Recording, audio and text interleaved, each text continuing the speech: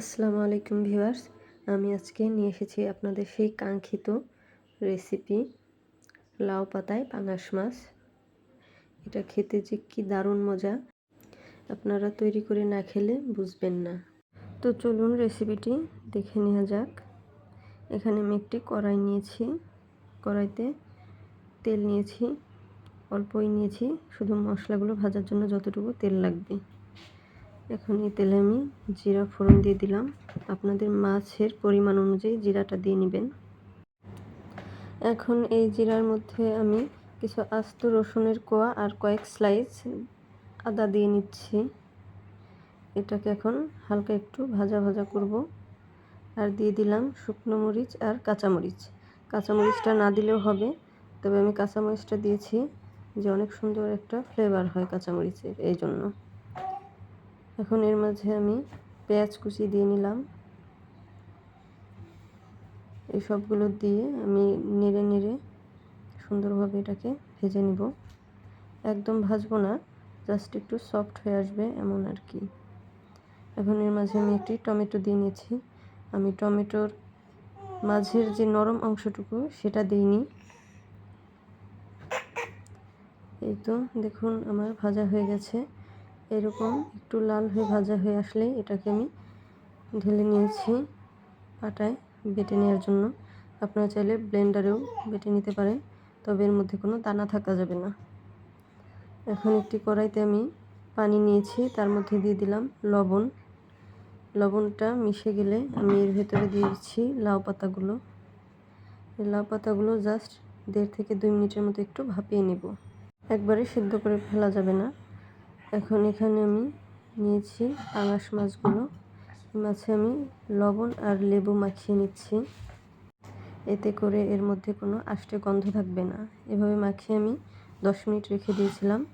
তারপর মাছটাকে ভালোভাবে ধুয়ে লবণ হলুদ দিয়ে মাখিয়ে 5 মিনিট রাখবো। আসলে এই রান্নাটায় একটু সময় নিয়ে করতে হবে, প্রসেস ছোট হলেও সময়টা একটু বেশি লাগে।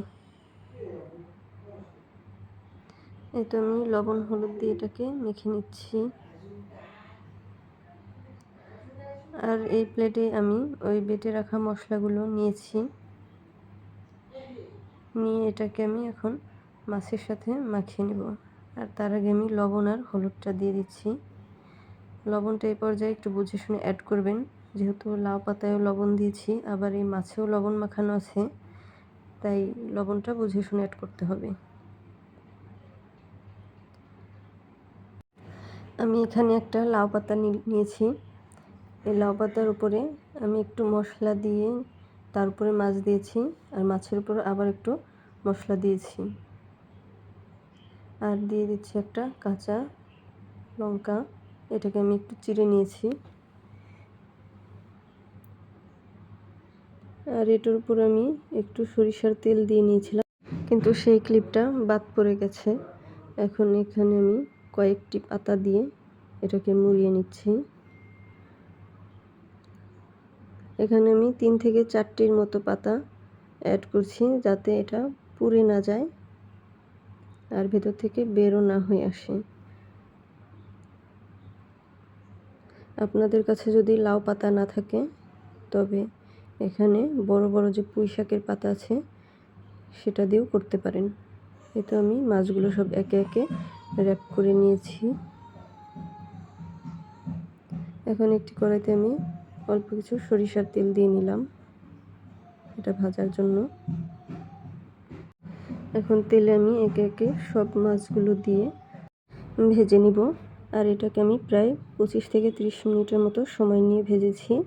একদম লো আছে 20 মিনিট আর হাই আছে 10 মিনিট। তবে একটানা লো বা হাইতে আমি রাখিনি, মাঝে মাঝে কিছুক্ষণ একটু হাইতে করে দিয়েছি, তারপর আবার কমিয়ে লোতে করেছি। এইভাবে আমি 20 থেকে 25 মিনিটের মতো করেছি। সব মিলে প্রায় 30 মিনিটের মতো সময় লেগে গিয়েছিল আমার। এই তো আমি আবার এটাকে উল্টে দিচ্ছি। এটাকে আমি সর্বমোট 3 বার উল্টিয়েছিলাম, পাতাগুলো যাতে পুড়ে না যায়।